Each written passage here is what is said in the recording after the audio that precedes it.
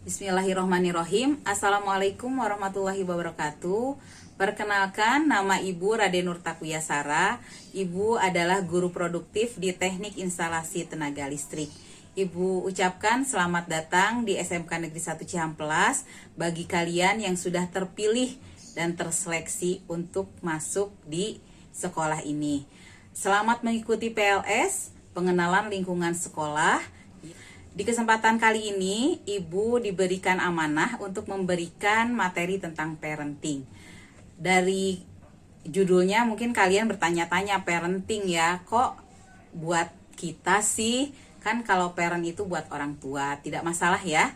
Karena insya Allah kedepannya pun kalian akan menjadi orang tua. Kemudian biar kalian mengetahui bahwa di tahapan-tahapan seperti apa kalian harus memiliki karakter seperti apa ya. Yang pertama di tahap usia 0 sampai 3 tahun. Ya, di tahapan ini anak akan belajar tentang rasa percaya versus rasa curiga. Nah, di tahapan ini ibu yang memberikan peranan yang sangat penting, yang sangat dominan. Di tahapan ini ketika pendidikannya berhasil, maka anak akan memiliki motivasi yang tinggi. Mungkin kalian bisa lihat ya, di usia 0 sampai 3 tahun ini misalnya ketika melihat berjalan, anak itu akan penuh dengan percaya diri. Jatuh, mencoba lagi. Jatuh, mulai lagi. Sehingga rasa motivasinya itu akan tinggi. Kemudian di berikutnya, usia 3 sampai 5 tahun. Di usia ini anak akan belajar mandiri versus ragu-ragu. Nah, di tahapan ini yang paling berperan adalah ayah dan ibu. Ya, di usia ini ketika hasil pendidikannya berhasil, maka anak akan memiliki kontrol diri dan motivasi. Ya, jadi ketika di usia ini peran ayah juga diperlukan. Di usia 5 sampai 7 tahun, anak akan belajar inisiatif versus rasa bersalah. Di sini yang paling berperan adalah ayah, ibu, dan saudara. Nah, ketika pendidikannya berhasil, maka anak akan mudah untuk diarahkan. Berikutnya di usia 7 sampai 12 tahun. Mungkin usia SD ya, seperti itu. Anak akan belajar motivasi kuat versus rendah diri. Di sini peran ayah, ibu, nah mulai sekolah kan, mulai ada peran guru dan juga teman. Ya, di sini ketika proses pendidikannya berhasil, maka anak akan pandai mengelola konflik. Ya, tapi ketika tadi kan sudah mulai ya belajar rasa rendah diri. Nah, ketika anak mengalami bullying, ya, maka anak akan mengalami rasa rendah diri di sini gitu ya, mulai bersosialisasi. Ini yang harus kalian perhatikan ketika anak-anak kan sukanya kalau istilah kita kan ngelag gitu ya. Nah, itu harus dihindari. Kita harus saling memotivasi di antara teman-teman ya. Kemudian di usia 13 sampai 19 tahun. Nah, ini usia kalian ya. Jadi usia SMP sampai usia SMA ataupun di SMK ini. Di sini ini yang paling penting ya. Di sini kalian kalau istilah yang sering dikenal adalah sedang mencari jati diri. Ya, sedang mencari jati diri. Siapa yang paling berperan? Itu adalah orang dewasa dan sahabat. Ya. Kemudian di sini kalian akan belajar identitas diri versus kabur. Kabur dalam artian bukan bolos sekolah ya. Identitasnya kabur gitu. Jadi saya apa sih? Peran saya apa sih gitu ya? Apa yang bisa saya hasilkan? Nah, identitas diri ini sangat-sangat diperlukan untuk yaitu tadi menemukan jati diri kalian. Nah, di usia ini tadi ya, teman yang akan sangat berpengaruh.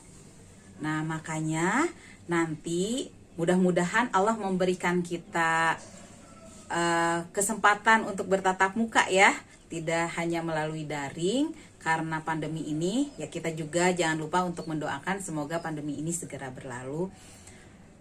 Nanti ketika kalian mencari teman di sekolah, bertemu dengan teman-teman kalian untuk mencari sahabat, ya bukannya kita pilih-pilih teman ya atau pilih-pilih sahabat, tapi ternyata teman yang baik itu akan mempengaruhi, teman yang buruk itu akan mempengaruhi kalau dilihat dari tadi tahapannya ya. Nanti kalian untuk memilih teman tuh seperti kata Rasulullah, pilihlah teman yang baik. Jika kalian berteman dengan penjual minyak wangi, maka kalian akan ikut wangi gitu ya, akan tercium bau wanginya. Tapi ketika kalian berteman dengan pandai besi, maka kalian akan ikut terpercik dari apinya ya.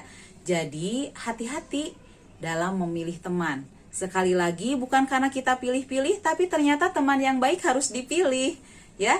Jangan sampai ketika kita mencari identitas diri kita, ketika kita mencari jati diri kita, kita terbawa oleh teman yang kurang baik, kita terbawa oleh hal-hal yang tidak baik yang menjerumuskan kita kepada kebinasaan ya, ataupun teman-teman yang justru menjauhkan kita dari Allah ya. Hasilnya yang dihasilkan itu kalian akan setia. Terbukti ya, kalian kan lebih setia kepada teman daripada kepada orang tua misalnya ya. Kalian lebih nyaman untuk curhat kepada teman daripada curhat kepada orang tua, karena memang tahapan di usia 13 sampai 19 tahun ini teman yang akan sangat memberikan pengaruh yang lebih untuk kalian. Jadi kemudian rasa sosial yang tinggi, stabil dan tidak mudah terpengaruh ya. Kemudian di usia 20 sampai 30 tahun belajar keakraban versus isolasi. Nah, di sini mulailah kalian untuk mencari-cari pasangan ya, seperti itu. Hasilnya apa? Adalah mencintai keluarga di usia ini. Nah, itu tahapan-tahapan yang sangat-sangat berperan dalam usia perkembangan seorang manusia. Seorang psikolog mengatakan gitu ya, berarti kalau di usia sekolah ketika anak bermasalah, siapa yang harus ditanya? Temannya ya. Jadi temannya yang harus kita ajak obrol, apa solusinya, bagaimana permasalahannya. Kenapa? Karena tadi kalian akan lebih senang bercerita kepada teman daripada kepada orang tua kalian. Nah, di sini peran ayah sangat diperlukan. Seperti dalam Al-Quran, peran ayah itu 14 ayat dalam Al-Quran ya. Ibu itu hanya 2 ayat dalam Al-Quran. Jadi sebetulnya peran ayah sangat memiliki peran yang sangat tinggi ya. Kemudian hal pertama yang harus diajarkan adalah dalam Quran surat Luqman ya, ya bunaya, wahai anakku, la tusyrik billah, inasyirka ladzulmun adzim. Ya bunaya, wahai anakku, janganlah menyekutukan Allah, sesungguhnya menyekutukan Allah adalah kezoliman yang sangat besar ya. Kemudian ayah harus selalu dekat dengan anak-anaknya. Ayah itu akan menjadi idola bagi anak laki-laki, benar kan ya? Selalu mengidolakan ayahnya.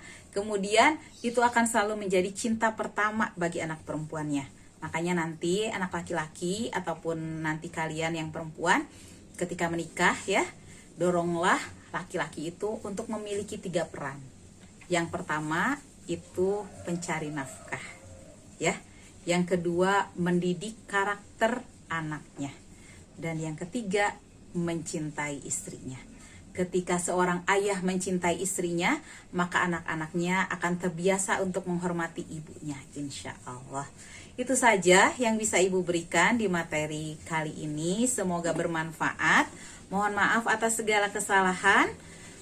Terima kasih atas segala perhatiannya. Assalamualaikum warahmatullahi wabarakatuh. Sukses terus untuk kalian.